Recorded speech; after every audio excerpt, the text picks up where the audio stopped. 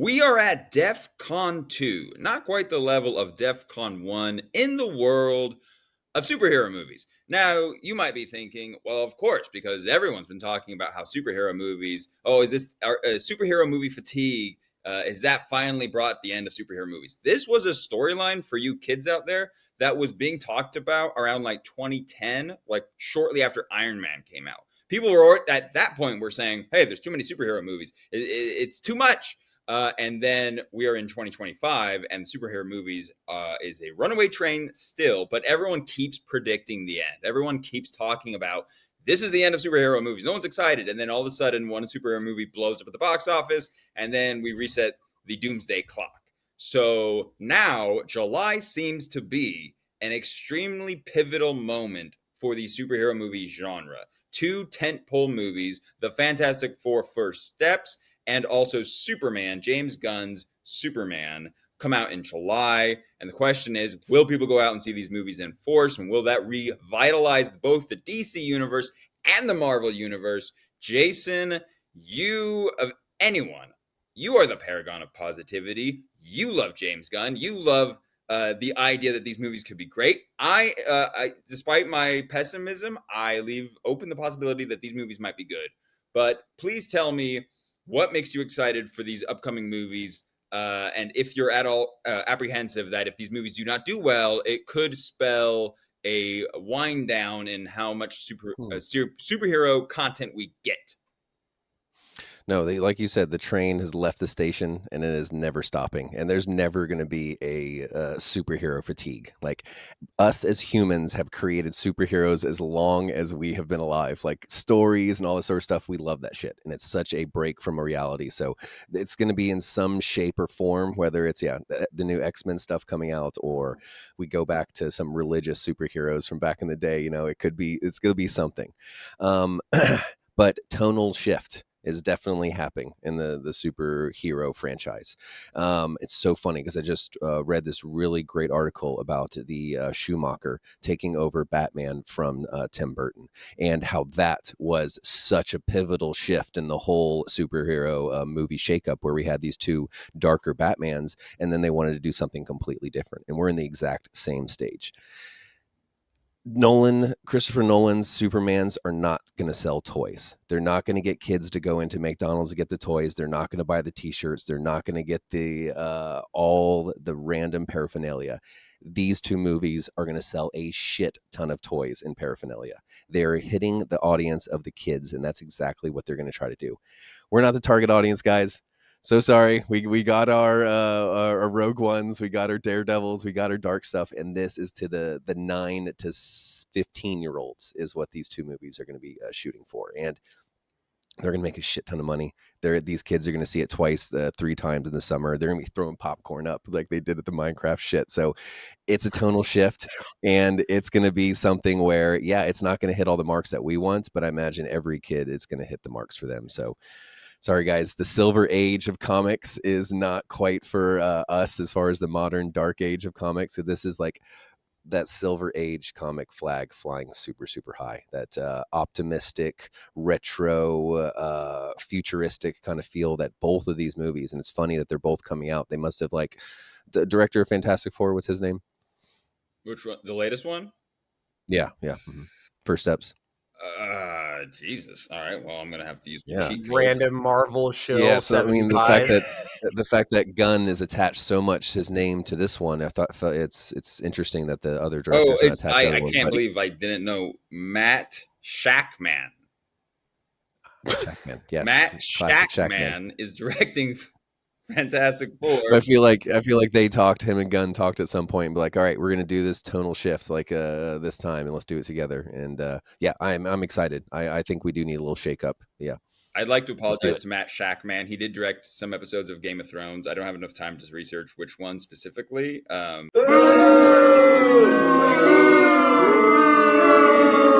Mostly he has directed different TV shows. He's directed episodes of The Boys, Succession. So he does have a fine TV resume, but this is his first movie. I apologize, Mr. Shackman. I hope that your movie's good. Rembo. Jason has talked about the Silver Age, which, Jason, you're talking about an age of comics which was supposed to Oh, be fatigue. kind of campy and like fun. That's kind of the idea. Oh, what is this? What is this? A new comic book The has Legion, emerged. Oh my the Legion of Super god. Pets. Like this is Silver Age. Oh Look at my that. Not only do god. you have the No. the dog, you get the super horse, and you get the super monkey, and you get the super what else we got there? Cat. Like this is what we're the reference material that we're like going off of. So Oh my I already want to launch into a god. rant. Rambo, go ahead. Anyway, point being is that Well, wait, one more. Superman spanking his super son, and he can't spank him hard enough. can we blur Look at out that. child abuse on That's here, or is that that's the Silver Age also of comic yeah? books are Why getting not? into. Your kid gets out of line, you give him a good smacking. Anyway, obviously. Anyway, point being is that it's this idea that we can go back to the age of movies that didn't take themselves as seriously. Schumacher Batman or the George Clooney rubber nipples. I firmly disagree with this. Rembo, how are you taking the idea that these two new movies we're getting aren't going to be as serious, perhaps, still time will tell, as previous iterations that we've gotten of superhero movies? I'm a firm believer that DC has made consistent mistakes with all their movies not named Batman and the first Joker. DC has consistently made mistakes of trying to be shitty knockoff Marvel, and this is just more of that. James Gunn, as far as I can tell, James Gunn made two good movies, and that's it. He made the first Guardian. He made the first Guardians. He made the second. I love those movies. I think they're done really, really well. But it looks like to me, it looks like he's just an ensemble cast merchant. He can't actually tell a story about a single character to save his life. And that's what this is. Is this Superman, or is it Superman and 47 friends plus his dog? Like, this is the wrong direction to take DC. DC is always at its best when it's serious and when it's dark and when it's mature. But no, James Gunn's just like, oh, I'm just going to do the Marvel thing. You could just replace everything about that trailer feels like Guardians of the Galaxy 3. And I mean that in the worst way.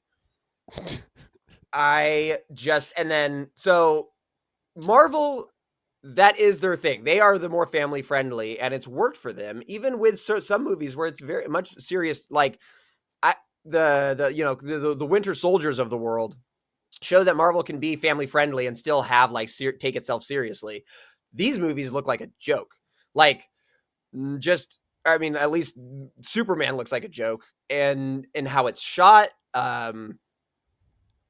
There's so much going on visually, and not just with all the characters, but with how it's shot and all the super fake camera angles.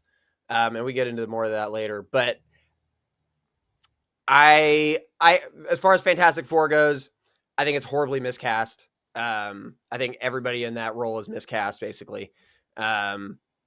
Except and for Superman, I think this isn't even a real Superman movie. We've been waiting for a good quality Superman movie, and it looks like we're just going to have to keep on waiting, because this isn't actually about Superman. It's about 50 different people, and Superman's a little part of it. And even still, it doesn't look like he's actually being represented well as a Superman character. I just 100% disagree, Jason, that we need, or that it's the concept that we need to make movies for kids or superhero Make movies dumb again. I just 100% disagree. This idea that they can be campy. No movie should ever be made for kids, is what you say. Not. As you said, the train has left the station. Superhero movies have gone through many generations, or comic books even, have gone through many generations of fans. Everyone that is a fan that grew up reading comic books, watching movies, playing video games of these characters, are emotionally invested in these characters. And we want to see these characters have exciting stories and have their stories mean something and have it be taken seriously. I think that's the whole idea, is that if you're going to make a superhero movie, whether it's about Batman, Superman, Spider-Man, whatever character that you like, take yourself seriously when you make the movie. If you don't take yourself seriously, you're shortchanging the fact that there's a 50-year-old out there that has been reading those comics his whole life, or watched the cartoons, or watched the movies, and then you're just like, oh, it's not that, like, his adventure doesn't really matter because we're making it for 10-year-olds. It's like, no, you don't have to gear it towards that. Kids could still watch all the Christopher Nolan Dark Knight movies, and they were dark, but you didn't have to, like, nobody went to Christopher Nolan and was like, can you make sure the Joker appeals to our 10-year-old demographic? No, because if you make a good movie for adults, it'll be a good movie for kids as long as there's not explicit stuff in there. So we're at the point where I'm very curious where these movies are going to go. Let's start with Superman. We're already, the fact that they got rid of Henry Cavill is just a sin that should never be forgiven by any deity. And now we are, and I can never say this dude's name correctly, David Corran Sweat. Corran Sweat, who I did see in the horror movie Pearl. He was fine in that. I don't know anything else he's been in. I haven't seen him in anything else, but in Pearl, he was fine. He looks like a knockoff Henry Cavill. I hope he's good. I really hope so. But Jason, to Remy's earlier point, the Superman movie does look like it's filled with a million characters.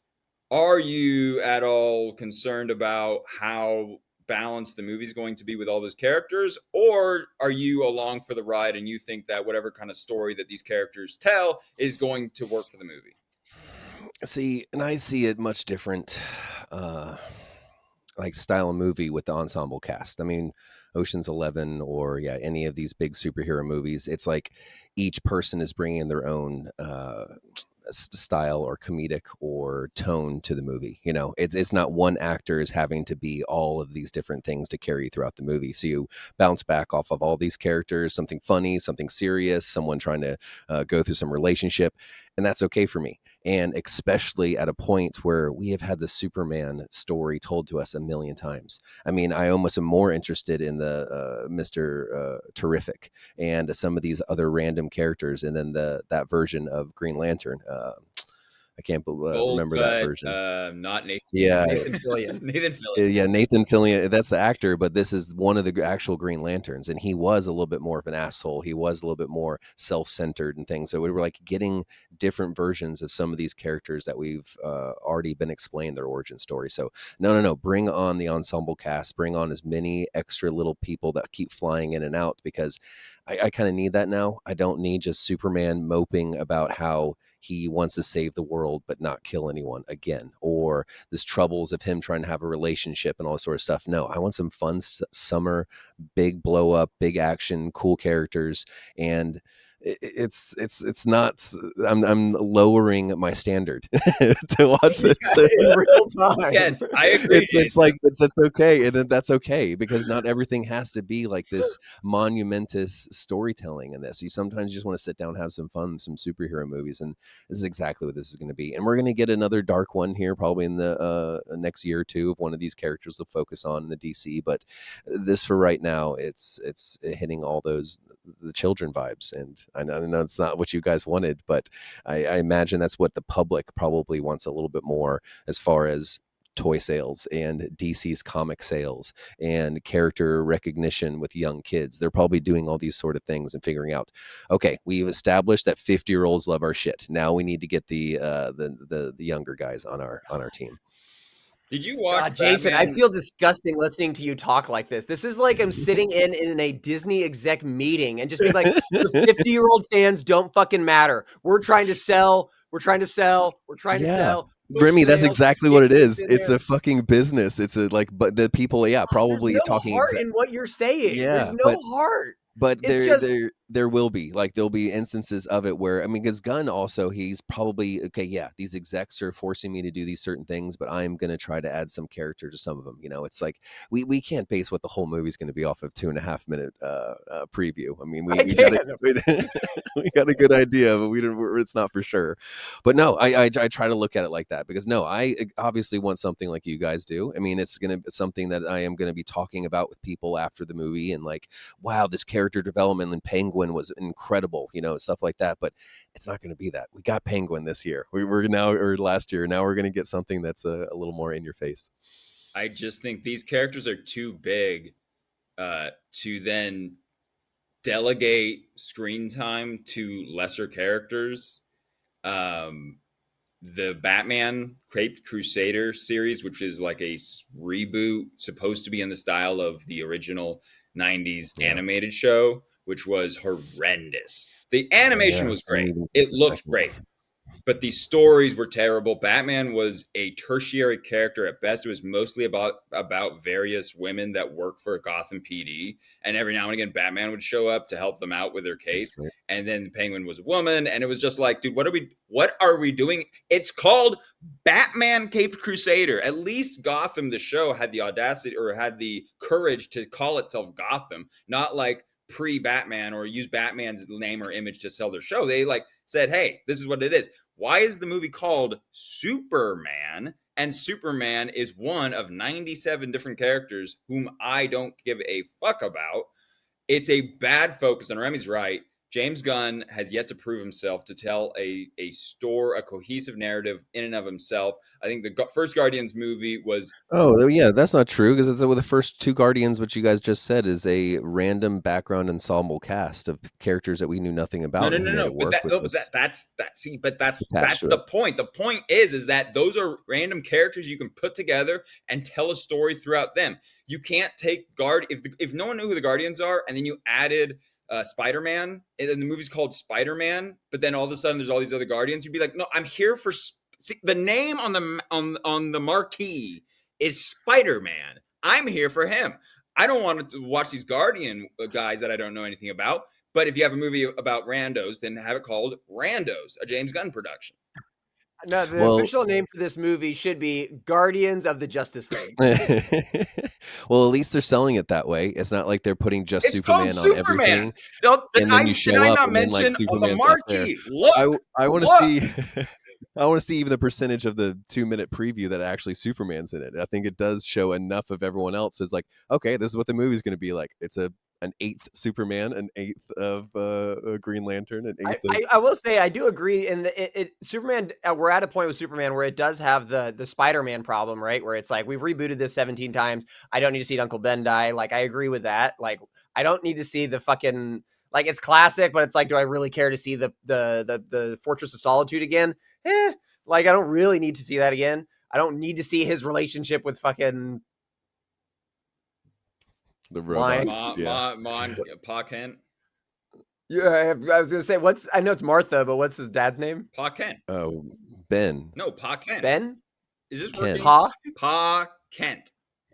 Okay, Pa Kent. Pa. First name on the birth certificate is Pa. We've seen that already. So, and I will say, so again, I think the point that our cousin Caleb would always bring up is that like we grew up and it was just like I was under the impression that Superman's kind of a boring character. My cousin Caleb loves Superman, is a diehard Superman fan, and his point was the interesting thing about Superman is not, oh, I don't want to kill people. It's the struggle to not just take over and rule the world when you know you can.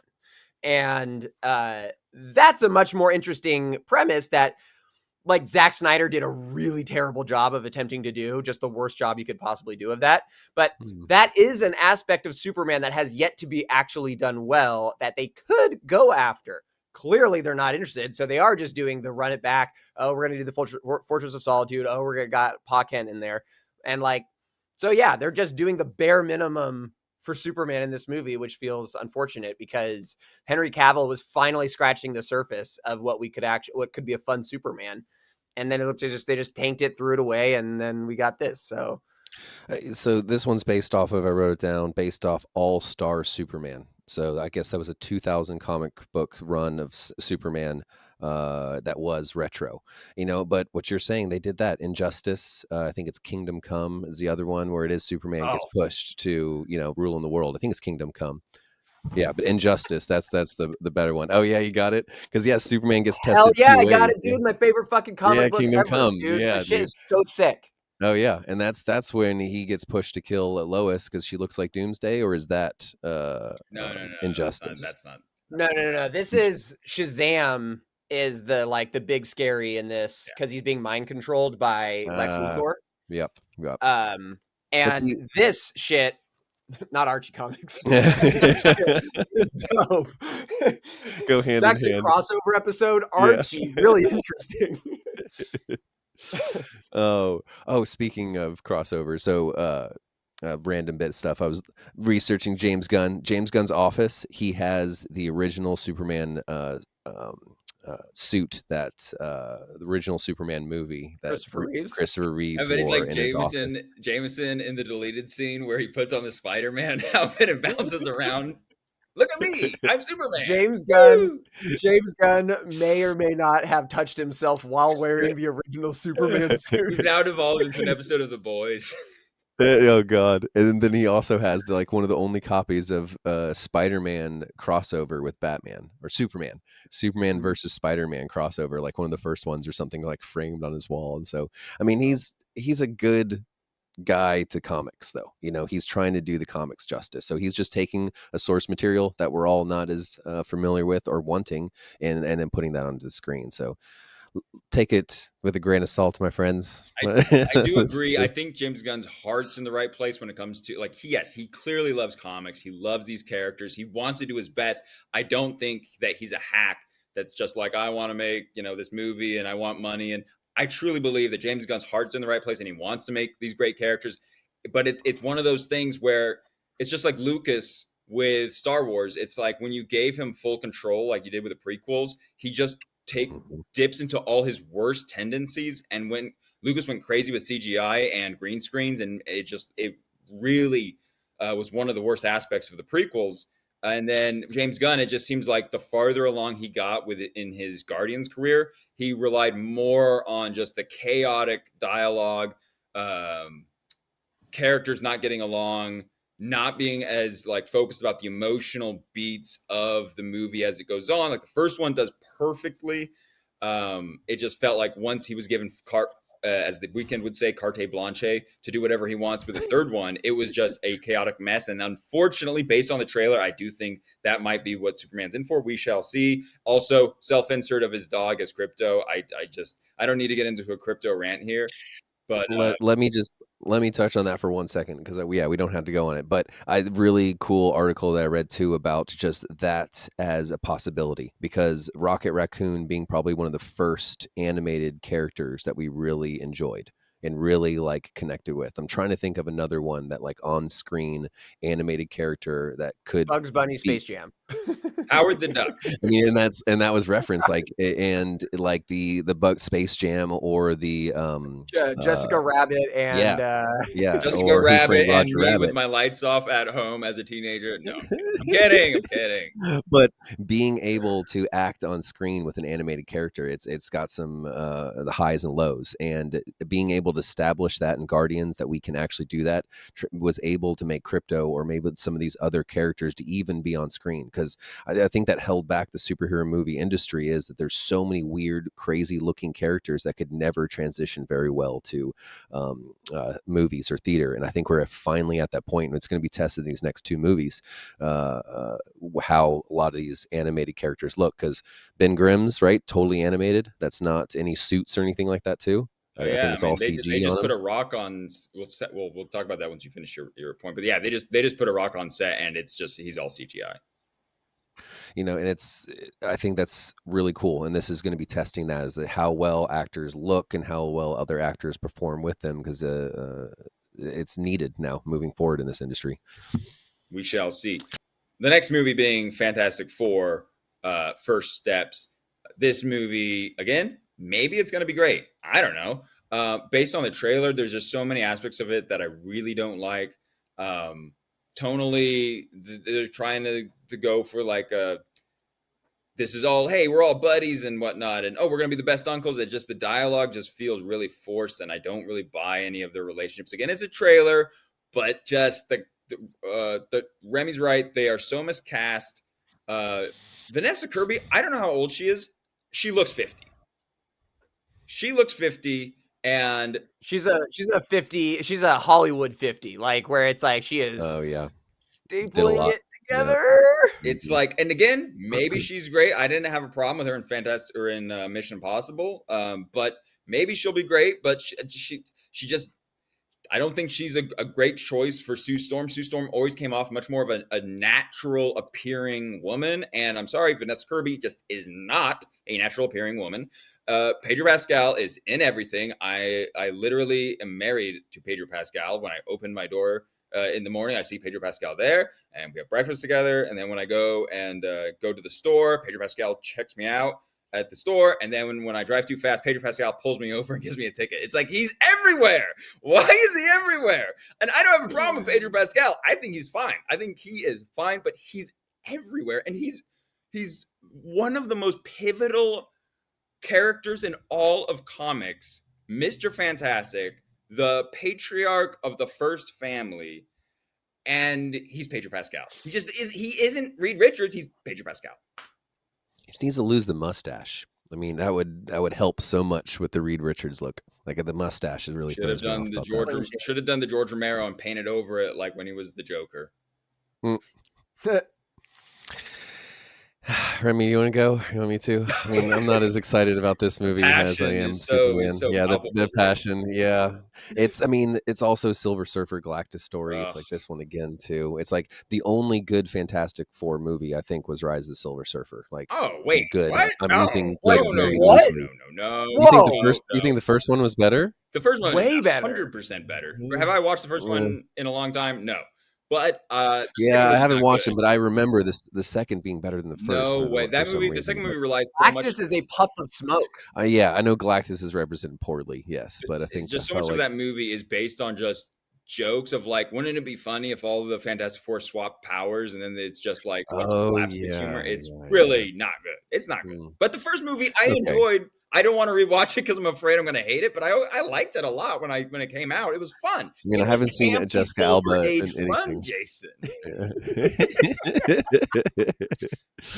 But yeah, it's that. It's also the story. One of the few stories that everyone knows of Fantastic Four, which I'm all about because I do think it's pivotal for the Galactus thing, and then even us getting Franklin Richards, because I think that he's a huge character in the Marvel universe. That's Reed's and Sue's son, and I think that's going to be like half the movie is going to be whatever's happened Galactus thing, and then maybe even the son being born. But another part is I feel like this is going to be a vehicle for Marvel Universe, like whatever their next phase is, whatever their X-Men, whatever they're trying to do, they're going to try to like use this movie for other purposes, which I don't like when Marvel does that. Give me my story. You can give me my end credits. Will be great for the preview to the next movie, but I think this is going to try to carry like whatever direction Marvel Universe is trying to take after the last phase. Yeah. No, I mean, that is the number one issue with this is the cast. I mean, on top of the fact that again it's just a rando director. Again, no offense to the guy, but like a guy that has, I mean, his first fucking feature film, like rando director, most likely just doing what Disney's telling him and being minimally involved. But on top of the rando director, it's the miscast. My number one again. I don't like Reed Richards in this role. I mean, I don't like Pedro in this role of being the world's smartest man, which is basically who Reed Richards is supposed to be. Do I really buy Pedro as the world's smartest man, the most genius of geniuses? That's like, no, like I'm not. I'm sorry, Pedro, but I'm not. And probably part of that is just because I've seen him in so many roles at this point, and I haven't seen that aspect from him. So. But no, Joseph Quinn obviously is the worst part of this movie for sure. We had Chris Evans, and then we had Michael B. Jordan, and now we have Joseph Quinn. He's not even like regular person attractive, let alone, and the fucking annoying ass blue contacts that look ridiculous. Ridiculous. Those are the fakest eyes I've ever seen. And so the idea that that's our Human Torch, the man who's supposed to be literally hot, figuratively hot, quick wits, ladies man. Come on, bro. This is like the guy that like catfishes you. This is not the Human Torch. So hate the casting. Mav, you didn't even mention it, but the fact that they don't even voice modulate him to where he just sounds, and he doesn't even have an accent. He doesn't even have an accent. This car? Herbie, how's that sauce looking? Okay. I get so mad when I watch, because they play the trailer a million times. If you watch sports, you've seen the Fantastic Four trailer 9,700 times. And every time the Thing talks, it angers me because there's no effort there. And again, Michael Chiklis, he didn't do an accent. He did his own deep, gravelly voice. And that was his way of doing the Thing. And that really worked for him being in a crazy suit, having to walk around on sets. And in the comic, if you read any comic with the Thing, he has a deep Brooklyn accent that's literally spelled out. He's like, "Hey, what's the matter? You like that's how the Thing talks."